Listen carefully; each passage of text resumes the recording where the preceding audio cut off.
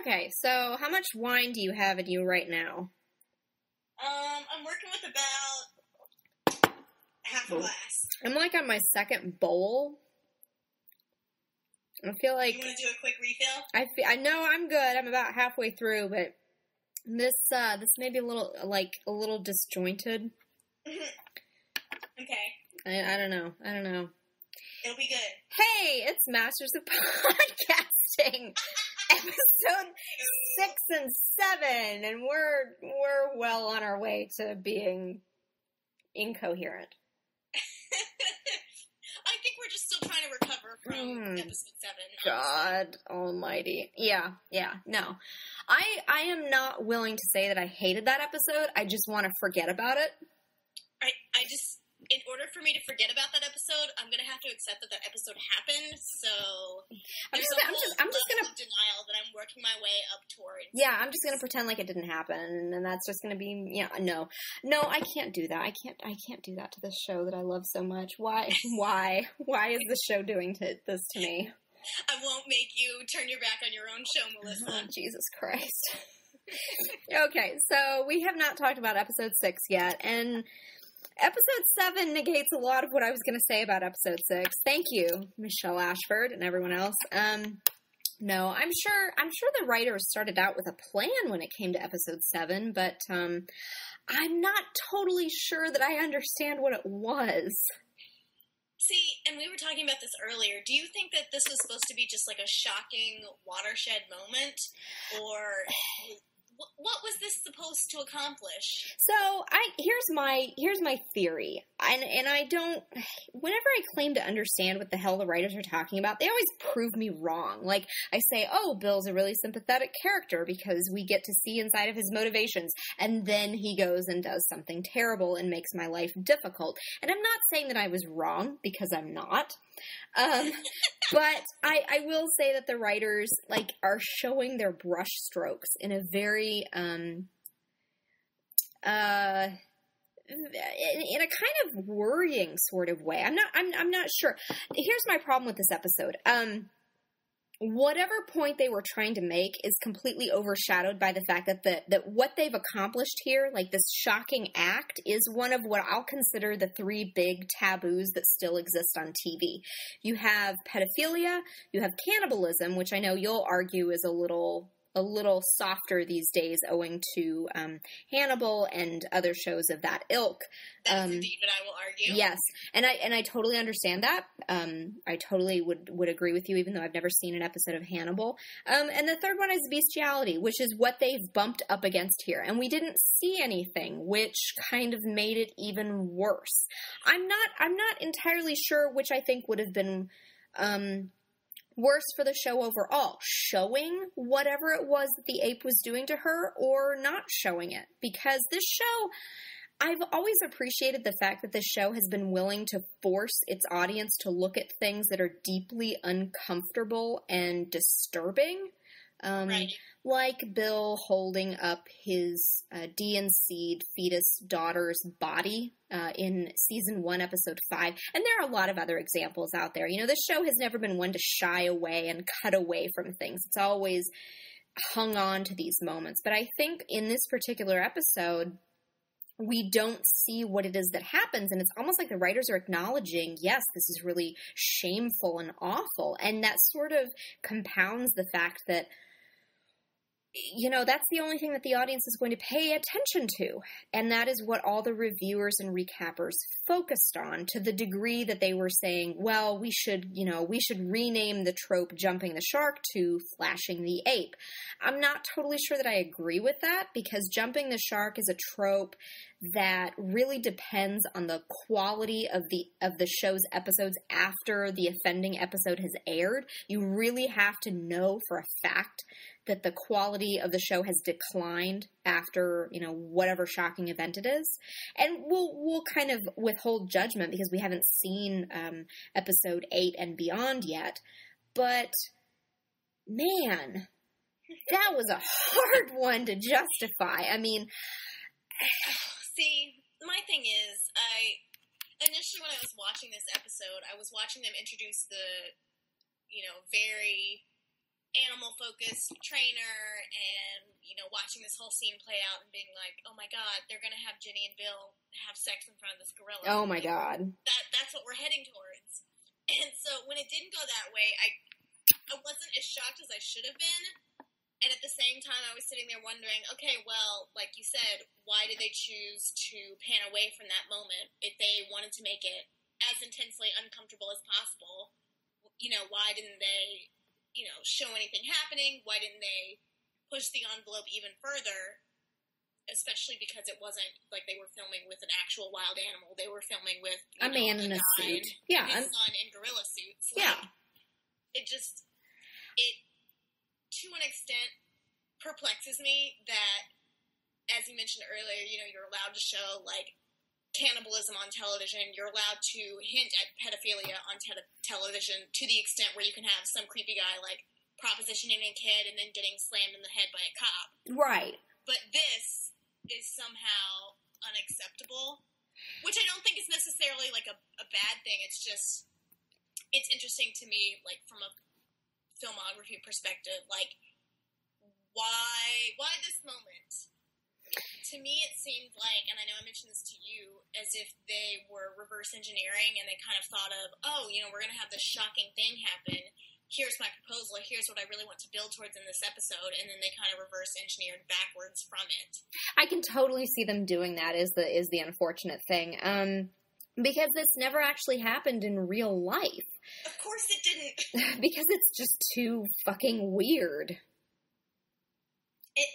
Well, and also, I mean, not just for the show, but as a general rule, I don't think two researchers who suddenly found extreme success in a taboo subject like human sexuality would fuck it up by going to study a gorilla and trying to magically fix his sex problems. Like, I just don't think that would be an issue that ever arose. Well, we'll get into, like, they're changing positions on how they're going to spin this and use this, but I think what I understand the writers, like, what the writers may have been going toward was that this is like you said, a watershed moment in time where Bill and Ginny are changing places. They are exchanging personalities. This is the formal moment where Ginny is officially hardening herself against Bill and becoming more bitter and more, I don't know, more closed off because she's finally been pushed too far. And is Bill that is the only justification? Like, if we had not had this episode and the only push against Bill had been from her mother's basically unflinching approval of her, you know, affair and life structure, do you think that would have been enough of a motivator for Ginny to be like, okay, screw it, I'm blowing up my entire life and career? I don't think the writers felt that that was enough. I think they were worried that Ginny would come across as too, like, girly and too concerned with what other people felt. And she is concerned, like, there is this kind of, I don't think that the motivating factors for Ginny pushing away from Bill, especially in episode 6, like, if you treat episode 6 without looking at episode 7, there are two elements to Ginny pushing away from Bill, and that's her mother's approval and the fact that she doesn't want to go down the path that her mother suggests. And there's Dan Logan introducing the insidious little seed into her mind of her being, and you know, this is a nice positive thing, but the idea that she deserves a nice courtship. He's using that to his own ends. He's a salesman. He's not doing it just for the sake of, like, pleasing Ginny. He's trying to win her over and have sex with her. Like, why would there be any other reason? I was kind of waiting for that sentence to end, you know, you deserve to be courted, you deserve to be wooed. I was expecting it to end with, like, him sliding his hand up her leg. It's that really, a sales pitch. It's not this beautiful romantic ideal of their life together. And she's slowly warming to this idea, and you know, that kind of makes sense after however many years of not feeling like Bill appreciates her, granted, but those ideas did not come up in Ginny's head unprompted. They were introduced to her from outside parties, and that's what worries me about that, because I get the feeling like from a TV script standpoint, that's not gonna, I mean, obviously it's not gonna end well. Obviously it has to end with Bill and Ginny getting married, but I don't think it's going to end the season well. Well, and especially, I know you mentioned the new character who may be introduced tonight. Nora? Judging on how that goes, and if the Dan-Ginny relationship continues to play out as this little weird one-upmanship courtship ritual. That was an excruciating scene, by the way. That was not necessary. God, it was, I can understand them wanting, a minute of that kind of humor where Dan's going, it just kept... Are you sure you don't want to come to the movie? Are you sure? Really? Was that scene like 10 minutes, or was it just me? I'm sure it was only like 3 minutes, but it went on for like an hour. I was watching my watch and being like, okay, Michael Scott isn't here. Really, we can stop this scene now. Yeah, and I get that they're trying to go for the whole, from the book, lifting straight from the book. Ginny recognized that Bill and this mysterious third man were in a direct competition with each other to win her hand or whatever. Which I don't think is an inappropriate stance to take, but I think the way that they're structuring it, you automatically kind of know who you're rooting for, and it's never supposed to be Dan Logan. Yeah, and I don't see how they can even attempt to make whatever goes on between her and Dan Logan feel real, given that we've been given so much of Bill's background, and given that we know, okay, and this is a key point, he has poured so much of his character development and his psychological development into her as a person. Well, and I think, too, it's the way that they structured Dan Logan's character. Like, Josh Charles, great actor, very charismatic when he needs to be, but I don't feel... It's almost like someone gave him a direction that was like, Josh, play this character in as smarmy and weird a way as possible. And he was like, all right, I gotta get paid. I guess I'll do it. Oh... Well, I'm still kind of waiting to see where his motivations lie, because I don't trust him because he's new on the scene, but I also don't know what's his end goal. Like, what does he think? I think we're still kind of waiting for more to happen before we can really form an opinion, positive or negative, truly about him. At this point, I think we're just kind of irritated with him for coming between Bill and Ginny, and for Ginny falling for it. Well, and that's the thing, we don't have enough to go on as far as being able to weigh the two parties equally. So, like, sure, Dan Logan can be charming and funny sometimes, but we have this, 10-year history of Bill and Virginia bumping up against it, so... And boy, she's sure willing to forget about that quick. I mean, okay, yes, and he's been shitty to her. No one is denying that, but man, she's got a short memory. He's a bad boyfriend by many, many... Ugh. But again, it just, like you said, the narrative of the book is that, Ginny kind of realizes that these two men are in direct and equal competition with each other. I still do not get that sense from Dan Logan. I don't know if it's because of the way he was introduced, the speed in which he was introduced, or if it's something completely separate. Maybe it's the fact that he admits that he has a wife and that he's still married. Like, he hasn't started to say anything. He hasn't said so far that, well, my marriage is really on the rocks. We've been considering getting separated, or we are separated, or we haven't been close in a long time. It's just like, yeah, I've got a wife. I don't give a shit. Let's have sex. And that's the thing. It's, Bill has a wife, but we... don't care about that in the way that we should, for multiple reasons, but mainly because we're supposed to be rooting for Bill and Virginia. But, it shouldn't change the game because, Dan Logan shows up and goes, oh, well, I'm a sleazy sales guy, and I'm married, but I still want to do it with you. And yet, I don't know. It's just hard to root for him from my perspective, just because of the way he was introduced. And because we have not had, I think, the kind of longer exposure to his character and that sort of deeper understanding of his nature that we would need in order to be like, oh yeah, this guy is totally a solid lock for Ginny. Like, please abandon your bad boyfriend Bill and be with him instead. Or consider him a genuine threat to Bill's, I don't know, superiority as far as history goes. I mean, I think the one thing that would go towards that would be for them to end this season and have Bill be like, okay, well, I mean, I guess if that's what you want to do, and for Ginny to, like, unexpectedly kind of wind up with Dan in a way. Like, I mean, Bill and Ginny are their end goal. Like, unless they ended the season with her winding up with Dan, I just don't see how they expect the audience to consider Dan a genuine threat.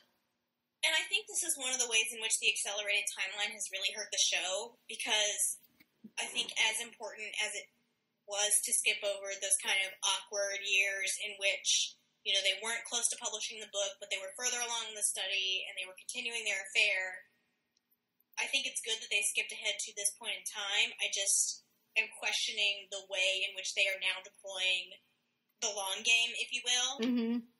Just because, we're getting a lot of time with some side characters who, feel more organic to the show than others.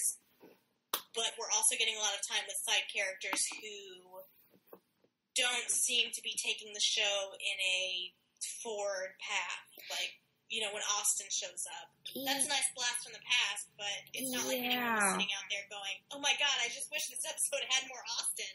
Yeah, it kind of goes toward feeling as though the producer, like, it's the whole conflict of schedule thing that they've admitted to.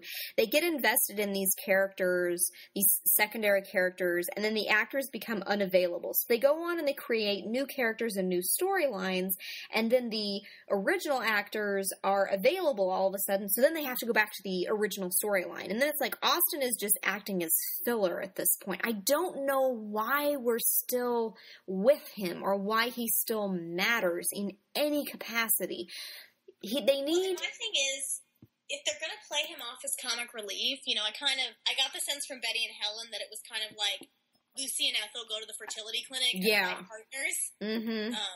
So I was waiting for them to take that extra leap with him and just be like, you know what, this is balls to the wall insane, like, here's what we want, here's what we're going to do. And I think if they had really, not necessarily pushed the envelope, but just enhanced the ridiculousness of that entire meetup and purpose, that it probably could have landed in a more genuine way. But because they were just sort of like, oh, we're at the strip club, here's Austin again, and that was pretty much it, I don't know, it just seemed like that could have been saved for a different episode, or even, kind of relegated to a side note in someone else's dialogue later down the line. Like, remember when we saw Austin at that strip club? Man, that was awkward. Yeah, Austin and Libby are two characters that they keep trying to make relevant and that I just continue to not care about. See, my thing is, though, Libby could be relevant. Like, I think if they treated her storyline with the same kind of hand that they did with Paul and Joy, mm-hmm. or if they took her in a completely different direction and just had her being like, looking for an apartment, kind of having this double life by herself without any of the Edley's drama, mm-hmm. I think that could be interesting. But because it's so forced into, oh, here's what these other interesting people are doing, and here's what Bill's doing, and I'm just standing at home every so often with the kid. Like, it just, they're not giving it enough room to breathe, I think. I think you don't like Libby, so you're gonna argue that, but I don't know. Maybe I could like Libby, but this show is so much the Bill and Ginny hour. It really is. Like, I could stand to have a show that was just Bill and Ginny treating patients, having their case of the week thing, and then going and having really ambiguous, we don't know if they love each other or hate each other's sex. Like, we don't know what they're experiencing or what they're going through, and that would be perfectly fine. Like, I could totally handle that. Oh God, that's the show of our dreams. That would be perfect. Why do we have all these secondary characters? I mean, I like the idea of a big ensemble cast. I think in that way you can keep the audience from getting tired of your two main principals. Yeah. And you can bring in perspectives that can really throw some of the bigger storylines into sharp relief. but I don't think they're using the ensemble in the best way in this particular season. I just we're spending a lot of time with Coach Edley, who, I mean, why do we care about him? Interesting for an episode, but do we need 4 devoted to how sad he is? No, we do not. No, definitely not. So I want to talk.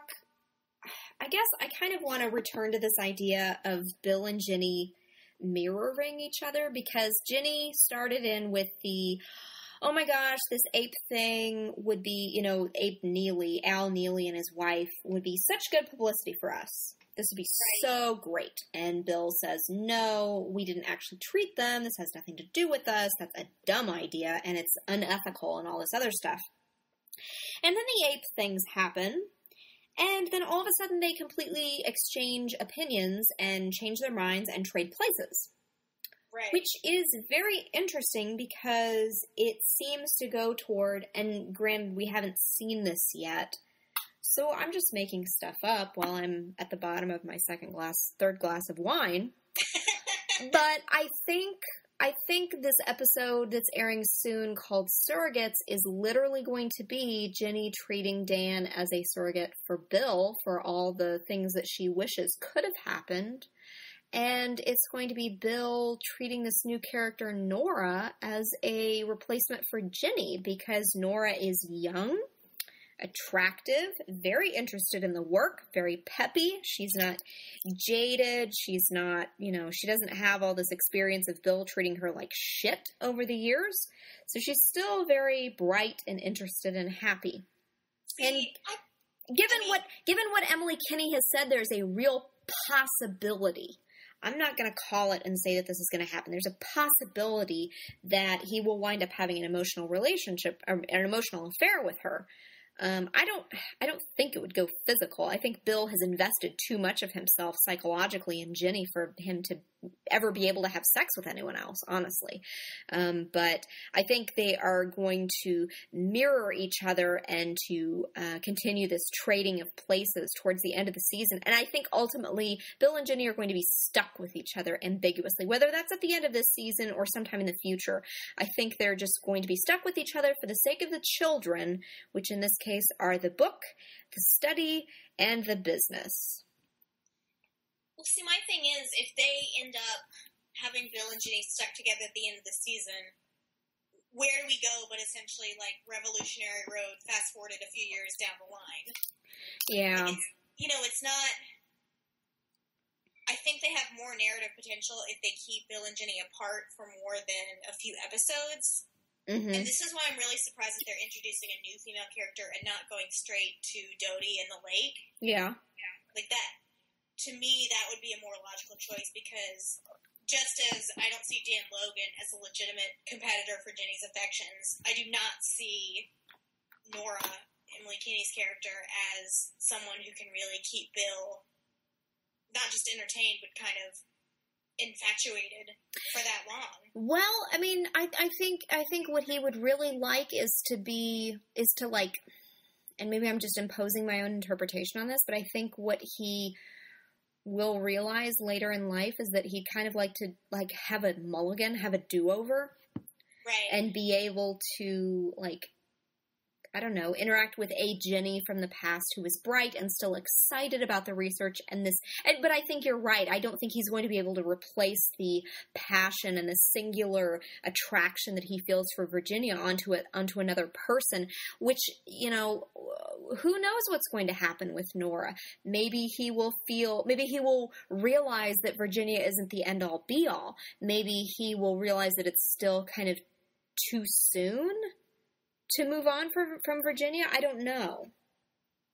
Well, and I think instead of getting into like a potential love triangle situation, or not even that, just sort of a call and response, like, oh, Dan Logan does this, but Bill does this. Ginny does this, but Nora does this.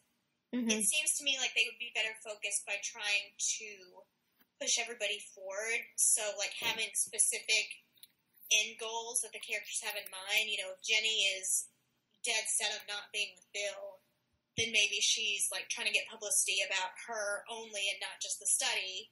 If Bill is trying to have a do-over of his life and not just of his, the last 10 years of Jenny, maybe he's starting to get divorced. Like, I think in that instance that they split out the characters' motivations and have them working towards completely separate goals, that could be just as polarizing as putting them with different people and having, like, emotional or sexual affairs. Well, and I think... I say that, but keep in mind that the surrogacy program ended in a lawsuit and a lot of controversy. So obviously this Nora character isn't going anywhere, and maybe it'll end on kind of a bittersweet tinge of regret, like, oh, what could have been? Even though I think in the book they say that they were secretly continuing the surrogacy program for another 5-6 years or something. So who knows? Maybe I don't know. I will not make any predictions there. But, I don't know where I was going with that. Illegal surrogacy program. Oh, no, I just mean that separate goals. Maybe it's that, maybe it's just a source of regret for both of them, because obviously the next episode is going to be Jenny jetting off to probably Las Vegas or Phoenix or something, and her not being there is a good opportunity for Bill to just say, fuck it, I'll do whatever the hell I want, Jenny or not. Yeah, I could see that. I think that's clear from the previews. So... Well, so what else do we want to talk about with these 2 episodes? Shit, I don't know. It was just weird, and it bugs me on some level. Okay, let's talk about this. It bugs me on some level that so many recappers and reviewers were, like, instantly jumping on the, oh, Masters of Sex is total shit now train. Like, they were so eager and gleeful to turn it, like, it's almost like it's the show's been wavering in these people's opinion between really, really good and potentially really awful. And they can't stand not having it be one or the other. So they're just, like, extremely happy to call it early and say, well, this show is completely, completely awful now. But we don't have any evidence that it is going to continue to be terrible yet. I think that's kind of like a prestige TV, like, element, too. It's not, okay, this show is a series written by human people. It's going to have a couple bad episodes, but it's one of those things where you're like, we have given this show highest honors and accolades. It must continue to be the best in all of time, in perpetuity, forever. Yeah. But, I mean, that's unrealistic. Like, you can't expect that a show is going to hit, every single ball, every single time, and it's all going to be home runs. Like, there's going to be a couple terrible episodes, and I think this happens to be one of them. And I think part of it, and I know I've said this before, is the fact that Showtime has a reputation among people for producing shows that start out truly amazing and with a lot of potential, but eventually winding up, I don't know, whether through executive meddling or just for being on the air for too long. It has a reputation for shows that are just in a perpetual decline. And I think part of the bad reception and this gleeful jumping on its back kind of thing come from the, like, people almost want that expectation to be fulfilled. Like, oh yes, finally, now we have a reason to say that Showtime sucks and that none of its shows can ever truly get off the ground, because Dexter winds up being a lumberjack, Penny Dreadful winds up doing God knows what, and now Masters of Sex, Jenny got groped, or whatever it was that happened, by an animal. Well, and I think, too, it's, you watch a show like this, and it's not just that you're not rooting for it to fail, but I think there's that element of schadenfreude to it, where you're like, oh man, this is going to be terrible. I can't wait to see how terrible it is. Yeah. I hope it ends up as bad as I think. So it's like, to one extent, people are egging it on, consciously or unconsciously, but then, another part of it, maybe it is people wanting the Showtime curse to be true, maybe it's something completely separate, they're just tired of it, they want something different, they, are ready to binge watch Kimmy Schmidt for the 12th time. I don't know. Or, you know, and I've heard this so many times, and I still do not understand it. People saying, I really want this show to be like it was in the first season. And I think what they probably mean is the spirit of the show, the spirit of discovery, of interest, of a lot of mystery, and a lot of will they, won't they kind of thing. But at some point, history takes over. I'm sorry, it just does. You can't deny that Ginny and Bill are going to be together. You can't deny that the nature of their work is going to change. And you also can't, and granted, there's some writers' artistic license with this. The 60s are going to be goofy, wacky, mod type crap. And I think, too, there's the other element is that the first season was all basically anticipation, and I mean, it was sexy and fun, and, you know, there was a lot of subterfuge and, you know, people learning things behind closed doors, but you can't replicate that element of anticipation before you knew what the show was going to be. Yeah. You can't go back and be like, oh, remember when I was so excited about Don Draper? No, you can't unring that bell. You have to, I think, see not necessarily the narrative arc that the writers are constructing, but you have to at least accept the characters when you end the show are not going to be the same people when you began the show. And there people have suggested lots of different ways that the show could improve. And I mean, we just did a little while ago the idea of Bill and Ginny just treating patients and then going home and fucking each other. But I can see where after a few episodes that would diminish the whole ambiguous nature of is it love or is it not, which is the crux of the entire show. It's the crux of their entire business and their entire careers with each other. So there is something to be said for having those secondary characters to kind of talk about other elements of history that actually did take place, because whatever happens with Lester and Jane and Kevin and the whole surrogacy thing, that ended in real life with a lawsuit. Right. You know, whatever happens here, at least they've been true to the spirit of the biography and, you know, shown that it can have detrimental effects on people's relationships to some degree. Yeah, and so I think, you know, they're not necessarily wrong for approaching that whole storyline, but like we said earlier, to me it felt like they reverse engineered from this whole, you know, ape versus man position, and then just decided to roll with it. Yeah. I don't know. I'm not sure. I miss Frances Fisher already. I will tell you that.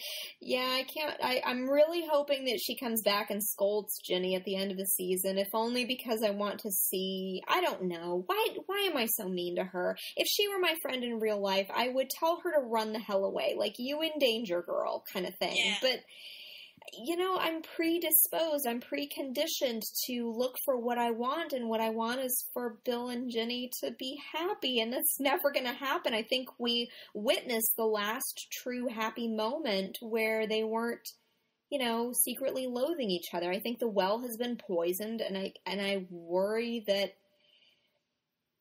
there's going to be an element of, oh, well, they're never going to have good sex again, so what's the point of all of this? You know, that kind of concerns me in a way, but then again, who knows what the writers are going to do. Womp womp. Yeah, I don't know. Do we have anything else that, like, specific that we want to talk about? I feel like we've run through everything that we mentioned before the episode. Yeah, I don't really have anything that stood out to me. Okay, well, we're going to wait to see what happens in tonight's episode. I mean, we're recording this, like, 3 hours before it airs because we are on top of these things. Woo! Let me tell you. Also, I need a refresh on my wine glass, so I'm going to call this episode because I'm looking at an empty glass right now. So, if you guys want us to talk about things, or if you have questions or comments, anything like that, please always feel free to contact us through the Tumblr Ask Box. We will do our best to remember. Sorry, we're bad about that sometimes, but you know, we will talk about things in the next couple of episodes in coming weeks. Our schedule is always changing. So this has been another episode of Masters of Podcasting. Thank you for listening. Bye-bye.